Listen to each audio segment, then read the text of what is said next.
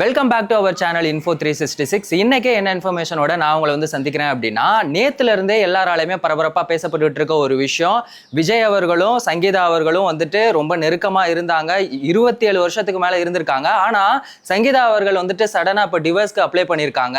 நான் ஆக்சுவலி இதை பத்தி பேச வேணாம் அப்படின்னு தான் நினைச்சேன். ஆனா சோசியல் மீடியால வந்துட்டு ஏகப்பட்ட பேர் வந்து ரெண்டு பேரையுமே வந்து ரொம்ப தப்பா விமர்சனம் பண்ணிட்டு இருக்காங்க. ஸோ நாம அவங்களோட பர்சனல் லைஃப்பை பத்தி எதுவும் பேச போறது இல்லை. ஜென்ரலா இதை பத்தி ரொம்ப டீட்டெயிலா பேச போறோம். சோ இத பத்தி எல்லாம் நீங்க முழுசா தெரிஞ்சுக்கணும் அப்படின்னா இந்த வீடியோவை ஸ்கிப் பண்ணாம ஃபுல்லா பாருங்க.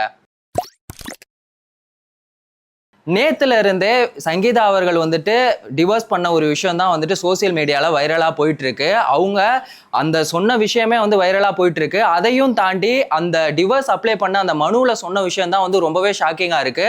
அவங்க என்ன சொல்லியிருக்காங்க அப்படின்னா, 2021 ஏப்ரல் மாசத்துல இருந்தே வந்துட்டு விஜய் அவர்கள் வந்து திருமணத்தை மீறின ஒரு அஃபேர்ல வந்து இருந்ததா அவங்க வந்து சொல்லியிருக்காங்க. இதனால அவங்க வந்து மனசளவுல மட்டும் இல்ல, உடல் அளவுலையுமே ரொம்பவே வந்து பாதிக்கப்பட்டிருக்கதா வந்து சொல்லியிருக்காங்க. இன்னொரு முக்கியமான ஒரு விஷயம் என்ன அப்படின்னா, இந்த ஒரு விஷயத்த வந்து நீங்க சோசியல் மீடியாலயோ இல்ல நியூஸ் பேப்பர்லயோ இல்ல டெலிவிஷன்லயோ இதை பத்தி பேசுறதுக்கு இடைக்கால தடை விதிக்கணும் அப்படின்னு வேற சொல்லியிருக்காங்க. இந்த ஒரு விஷயத்த நம்ம பர்சனலா பேச வேணாம், காமனா யோசிச்சு பாருங்க. ஒரு 27 வருஷம் வந்து வாழ்ந்திருக்காங்க. அவங்க வந்து திடீர்னு இப்படி ஒரு முடிவு எடுத்தது வந்து ரொம்பவே ஷாக்கிங்கா இருக்கு. திமுக வந்து பண்ண ஒரு சதி அப்படின்னு வந்து சொல்றாங்க. இதை வந்து நம்ம எப்படி சொல்றதுனே தெரியல. எல்லாமே வந்துட்டு திமுக சதி அப்படின்னா எப்படி? ஒரு நார்மலா யோசிச்சு பாருங்க. இப்போ ஒரு லவ்வர்ஸ் இருக்காங்க, அவங்களுக்கு இடையில ஒரு பாய் பெஸ்டியோ இல்ல கேர்ள் பெஸ்டியோ யாரோ ஒருத்தவங்க வந்து அவங்க கூட ரொம்ப க்ளோஸா இருந்தாலே லவ் பண்ணவங்களுக்கு எவ்வளவு பொசசிவ் ஆகும். அப்படி இருக்கும்போது 27 வருஷம் அவங்க ஒன்னா வாழ்ந்திருக்காங்க. அவங்க வந்துட்டு இன்னொரு பெண்ணோட ஃபாரின் போறது, ஃபங்க்ஷனுக்கு போறது, அங்க போனதோட சும்மா இல்லாம போட்டோ எடுத்து அதை சோசியல் மீடியால போடுறது, இந்த மாதிரிலாம் பார்க்கும்போது அவங்களுக்கு எவ்வளவு கஷ்டமா இருக்கும். அதனால என்ன பண்ணிருக்காங்க அப்படின்னா, விஜய் அவர்கள்ட்ட வந்துட்டு இந்த ஒரு ரிலேஷன்ஷிப்பை நீங்க வந்து முடிச்சுக்கணும் அப்படின்னு வந்து சொல்லியிருக்காங்க.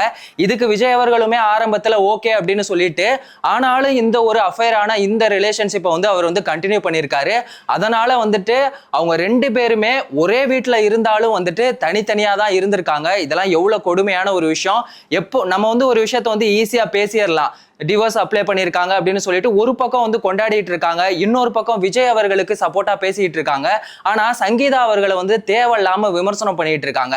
பாதிக்கப்பட்டவங்களுக்கு தான் அதோட வழி தெரியும். நம்ம எதையுமே வந்துட்டு ஈஸியா பேசிட்டு போயிடலாம், ஆனா பாதிக்கப்பட்டவங்களுக்கு தான் அதோட வழி தெரியும். இது வந்து முதல் முறை நடக்கிறது அப்படின்னா பரவாயில்ல. இப்போ கொஞ்ச நாளாவே இந்த டிவோர்ஸ் அப்படிங்கிற ஒரு விஷயம் வந்து ட்ரெண்டிங்ல போயிட்டு இருக்கு.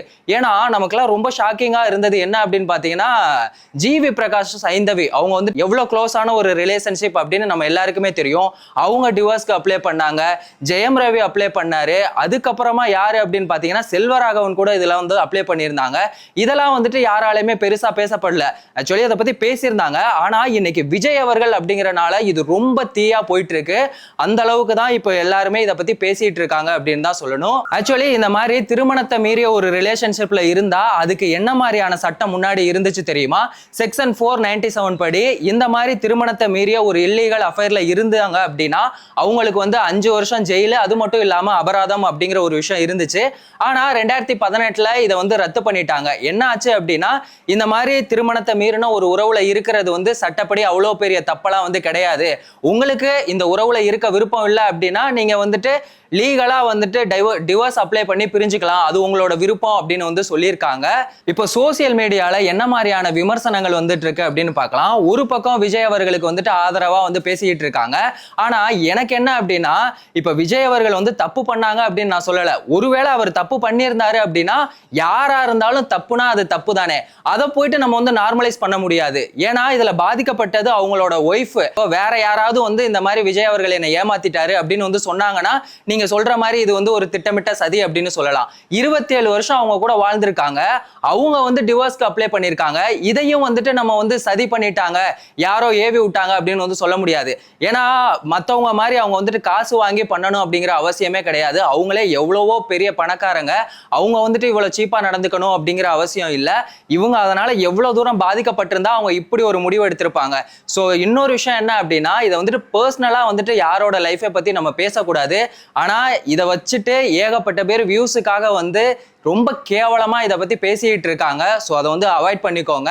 விஜய் அவர்கள் மட்டும் இல்ல, இந்த மாதிரி ஒரு விஷயத்த யாரு பண்ணாலுமே தப்புனா அது தப்பு தான். ஸோ அதுக்கு வந்து முட்டு கொடுக்கறது அப்படிங்கிறது அதை விட ரொம்ப பெரிய தப்பு. ஸோ அந்த மாதிரி எதுவும் பண்ணாதீங்க. ஃபைனலா ஒரே ஒரு விஷயம், நீங்க வந்துட்டு எல்லாருக்கும் உண்மையா இருக்கணும் அப்படின்னு சொல்லல. ஆனா உங்களுக்கு உண்மையா இருக்கவங்களுக்கு நீங்க கடைசி வரைக்கும் உண்மையா இருங்க. விஜய் அவர்கள் வந்து இந்த மாதிரியான விஷயத்துல ஈடுபட்டிருப்பாரா? அவர் இன்னொரு அஃபேர்ல இருக்காங்கன்னு சொல்றாங்களே, அது உண்மையா?